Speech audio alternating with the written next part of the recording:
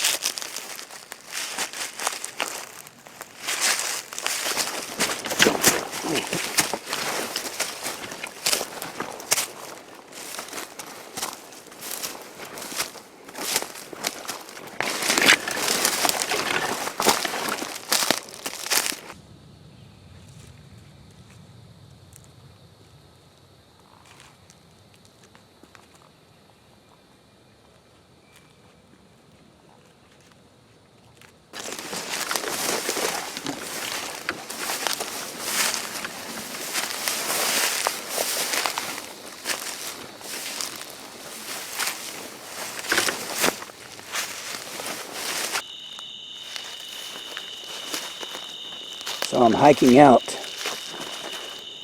I was getting all set up, and then I started thinking about what was in my truck. What I have in my truck is not normally in my truck, but it was this time. I did not want to leave my truck in the trailhead parking area for a day or two, or a night or two. So I packed it up and I'm headed back. Now the best way to get back that I know of is to follow this creek. That's my only landmark.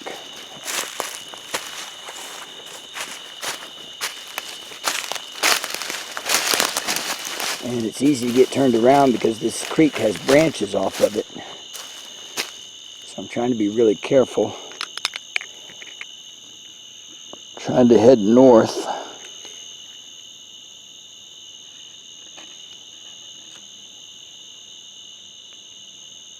That's pretty much what I'm doing.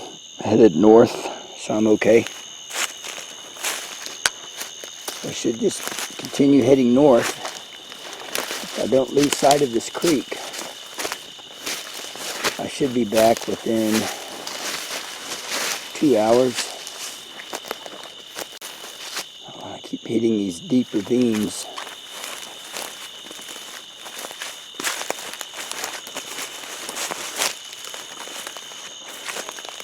A lot of unstable ground here. This ravine actually has water in it.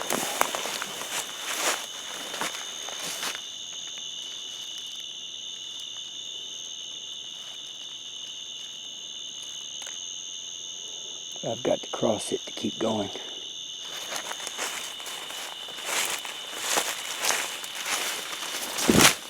Oh.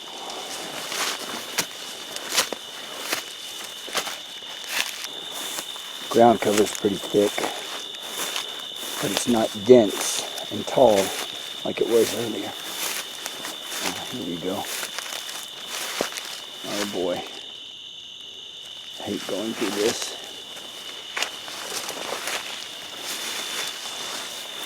Just as long as I don't fall down a hole or step on a timber rattler, I'll be alright.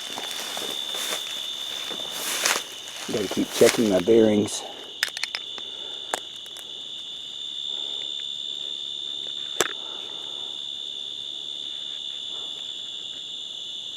Yeah, I'm headed north. Doing alright. Now I just passed another log that I recognized because I crossed it.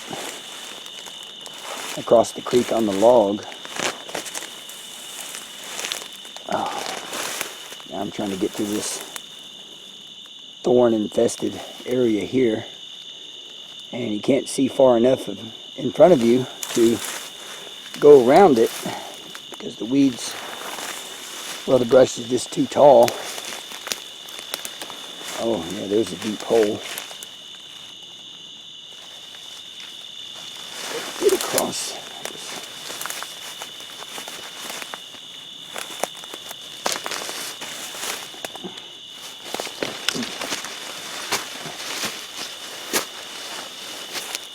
feel like I've been walking for miles already. It's just getting thicker and thicker. And I keep thinking I've stepped over the trail and missed it. You know, because the trail is so overgrown in some areas. Alright, so technically I'm lost because I don't know where I am. But I know the direction out.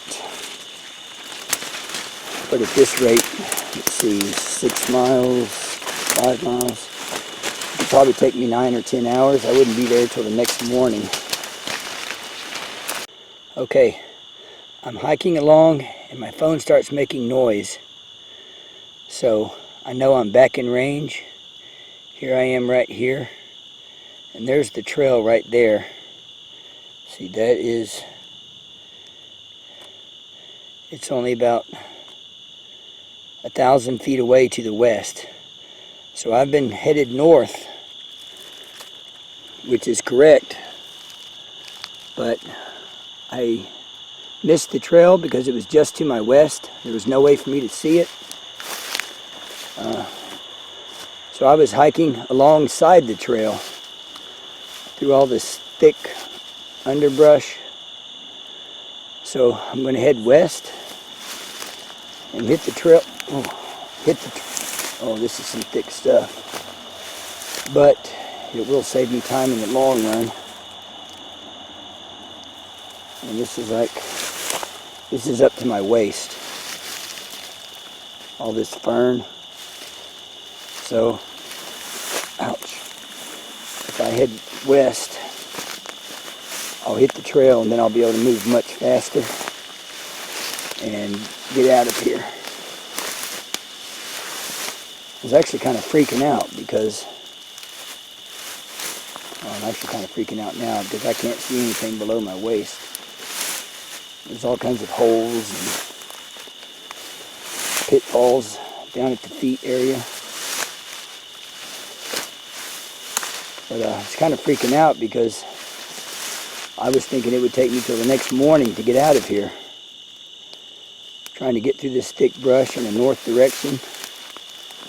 You know, 4, 5, 6 miles at about a half mile per hour sometimes. And it turns out that creek I was following was just a gully off the creek that I had started following. It looked just like the creek, and so I was following that landmark, but it fooled me in the nighttime because I couldn't see the main branch. I just started following the washout.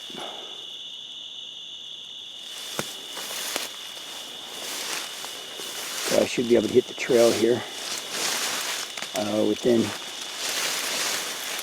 maybe 10 minutes or so. All right, I'm finally on the trail. Gee whiz. Now I've got about, I think I got about 2.5 miles to go. Because I went next to the trail for so long. So one of the most exhaustive aspects of this, besides going through the thick brush and kind of getting a little stressed out about it, was once I got into cell phone range, I kept looking at Google Maps to see how close I was. And it makes you more exhausted because you swear you've gone twice the distance they're showing. So I had to just put it away and not look at it. It was making me tired when I'd see how little I had traveled. So it's best to just put that away and do what needs to be done. Yeah, and see, this is the part of the trail I thought I just stepped over. It's quite overgrown. I could have just stepped right over this and kept going. But it turns out it was just to the east of me.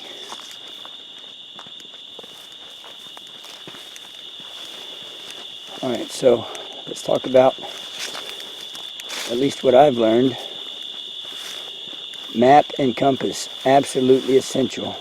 I was off trail by several miles, and at dark I decided to go back to the truck See, the situation is, I have 2 rifles in my truck right now. And I don't normally. I have 2 rifles and tons of ammo and some other things. And I did not want to leave my truck there all night, because if it was broken into, I did not want to lose those rifles and have to deal with that. Oh, there's another trail marker. So I made the decision to go back. No. What an ordeal this has been. Map and compass, absolutely essential. I was still lost with that map and compass, but I knew how to get out, and that's the difference. I was lost in that I did not know where I was, but I knew how to get out. So there is a distinction there. But without the compass, you can forget about it. The map kind of helped orientate me, but without the direct north, south, east, and west from the compass, there's no way. You get turned around in this thick stuff, you can go in circles for days.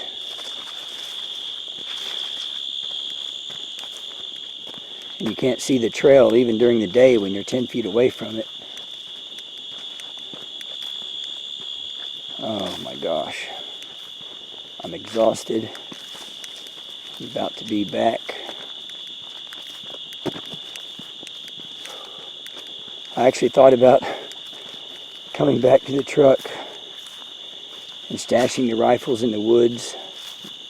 Well, you can forget about that. I'm done. I am done. On the bright side though, another trail marker. At least I'm not dehydrated.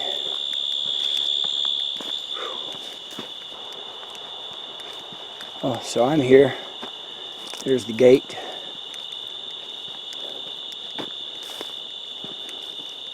Back to the parking lot. So,